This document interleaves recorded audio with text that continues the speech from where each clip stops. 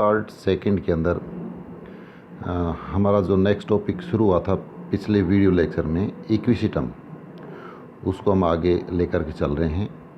आज हम पढ़ेंगे इक्विसिस्टम की एक्सटर्नल मॉर्फोलॉजी यानी बाह्य संरचना। पिछली वीडियो मैंने आपको डायग्राम बना करके दिखाया था। इक्विसिस्टम का जो मेन जो प्लांट होता है वो स्पोरोफाइट होता है, और ये जो स्पोरोफाइट होता है इसकी ज़्यादातर जातियाँ पेरिनियल हर्ब्स के रूप में होती हैं, यानी लंबे समय तक चलती हैं। और इनके अंदर ज़मीन के अंदर रेंगता हुआ एक राइजोम होता है, क्रीपिंग राइजोम होता है, जो ज़मीन में नीचे नीचे चलता है और उससे बहुत सारी वायवीय शाखाएं निकलती हैं। और अधिकांश जातियों के अंदर तो ये जो बाहर की तरफ जो शाखाएं निकलती हैं ये एनुअल होती हैं, यानी साल में गिर जाती हैं फिर नहीं आ जाती हैं। और जो जातियां बहुवर्षीय हैं उनके अंदर ये जो शाखाएं निकलती हैं बाहर की ओर राइजोम से यानी प्रकंद से, ये लंबे समय तक चलती हैं। ये जो शाखाएं बाहर की तरफ निकलती हैं इनकी जो लंबाई है वो अलग अलग जातियों में अलग अलग होती है। अधिकांश जातियों के अंदर इनकी लंबाई 10 से 60 सेंटीमीटर तक ही होती है, लेकिन कुछ जातियों के अंदर कई मीटर तक ये लंबी होती हैं इनकी शाखाएं। जैसे इक्विसिस्टम टेलमेसिया के अंदर तो 2 मीटर तक होती हैं, और इक्विसिस्टम रेमोसिसम में 4 मीटर तक। और एक जो जाति है इसकी नाम से ही जाहिर हो रहा है, जाइजेंसियम, ये जो जाति है इसमें जो बाहर की तरफ शाखाएं निकलती हैं इनकी ऊंचाई 13 मीटर तक हो जाती है। और तने की जो मोटाई है स्टेम की, यानी जो बाहर की ओर जो शाखाएं हैं इनकी जो मोटाई है तो कुछ मिलीमीटर से लेकर के कुछ सेंटीमीटर यानी 10 सेंटीमीटर तक। जैसे स्काफनेरी जो जाती है इसमें तो इसकी मोटाई लगभग कितनी हो जाती है, 10 सेंटीमीटर तक मोटाई हो जाती है। मेन इसका जो स्पोरोफाइट है वो रूट, स्टेम और लीव्स के अंदर बटा हुआ होता है, यानी जड़, तना और पत्तियों में। तो जैसे सबसे पहले इन नोट्स में दिखाया गया है स्टेम को डिटेल, तो सभी जातियों के अंदर जो स्टेम होता है वो अंडरग्राउंड होता है, क्रीपिंग राइजोम होता है और इसे प्रकंद कहते हैं। और यह नोड और इंटरनोड के अंदर बटा होता है, यानी इस पर पर्वसंधियाँ और पर्व पाए जाते हैं। और प्रत्येक पर्वसंधि पर छोटी सल की पत्तियाँ होती हैं। जो नोड्स होती हैं उनके ऊपर कैसी पत्तियाँ होती हैं, छोटी सल की पत्तियाँ होती हैं, इसके लीव्स होती हैं, और जिनकी संख्या भी विभिन्न जातियों के अंदर अलग अलग होती है। ये जो सल की पत्तियाँ आपको इसमें दिख रही हैं, प्रत्येक नोड पर जो इसके लीव्स हैं उनके आधार मिल जाते हैं और एक पर्णाच्छद बनाते हैं, यानी सीध बनाते हैं, आवरण। जैसे मक्का वगैरह के अंदर आप देखते हो पत्ती नीचे से तने को कुछ दूरी तक ढके रखती है, तो इस तरह का एक आच्छद बन जाता है। और नोड की जो राइजोम है उसकी नोड्स पर भी पत्तियों के एकांतर क्रम के अंदर क्या पाई जाती हैं, कुछ कलिकाएं पाई जाती हैं। कुछ जातियों जैसे इक्विसिस्टम आर्वेन्स और टेलमेसिया के अंदर शाखाएं जो बड्स निकलती हैं राइजोम से, ये ऊर्ध्व शाखाओं में विकसित न होकर के ट्यूबर्स बनाती हैं। यहाँ पर डायग्राम में देखिए आप, कुछ नीचे गांठ जैसी संरचनाएं नज़र आ रही हैं आपको राइजोम के ऊपर। तो ये ट्यूबर क्या हैं, पेरिनेटिंग ऑर्गन्स हैं, चिरकालिक अंग हैं। और ये जब मान लो प्लांट को खतरा होता है तो प्लांट जब ख़त्म हो जाता है तो ये ज़मीन में गिरे रह जाते हैं और अनुकूल परिस्थितियों में ये अंकुरित होकर के नया प्लांट को बना लेते हैं। जो राइजोम है इसकी नोड से 2 प्रकार की शाखाएं निकलती हैं।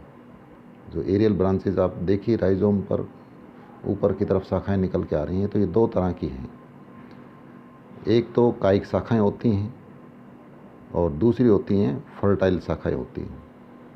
और दोनों ही जो शाखाएं हैं इनके ऊपर भी नोड्स और इंटरनोड्स पाए जाते हैं। और अधिकांश जातियों में जो वेजिटेटिव यानी कायिक प्ररोह है मिलता है, परंतु कुछ जातियों के अंदर ये जो प्ररोह हैं ये अशाखित होते हैं, जैसे इक्विसिस्टम हाइमेल। और ये फूड सिंथेसिस का कार्य करते हैं, क्योंकि इनके अंदर क्लोरेनकाइमा भी पाया जाता है। जो फर्टाइल जो शाखाएं हैं, जिनके सिरे सिरे पर कौन देखिए आप डायग्राम में, जो इस पर कौन लगा हुआ है,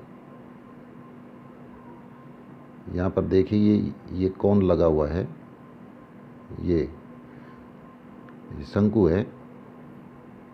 तो इस शंकु के अंदर, यानी ये जो शाखा है जिसके ऊपर कौन लगता है, ये अनब्रांच्ड होती है और फोटोसिंथेसिस का कार्य नहीं कर सकती है। तो इसमें दो तरह की जो शाखाएं हैं, एक फोटोसिंथेसिस का कार्य करती हैं, दूसरी फोटोसिंथेसिस का कार्य नहीं करती हैं। ये क्लोरोफिल रहित होते हैं। जिनके ऊपर कौन लगती हैं, ये शाखाएं कैसी होंगी, क्लोरोफिल रहित। यहाँ पर एक डायग्राम, एक जो शाखा है इसकी बाहर की ओर, उसको डिटेल दिखाया गया है, किस प्रकार से नोड्स और इंटरनोड्स लगे हुए हैं और इनके ऊपर अल्टरनेट क्रम में रिजेज और ग्रूव्स पाए जाते हैं, यानी उभार और खांच पाए जाते हैं। जैसे एक नोड के ऊपर अगर उभार है तो उसमें दूसरे इंटरनोड्स पर जाकर के क्या मिलेगा, ग्रूव मिलेगा उभार की जगह। और लीफ बेस देखिए, सीडिंग लीफ बेस है, यानी आवरण बना रहा है और सल की पत्तियां हैं। और सिरे सिरे पर इनमें क्या लगते हैं, कौन लगते हैं। जो वेजिटेटिव प्ररोह हैं, कायिक शाखाएं हैं, इनसे दो प्रकार की शाखाएं निकलती हैं।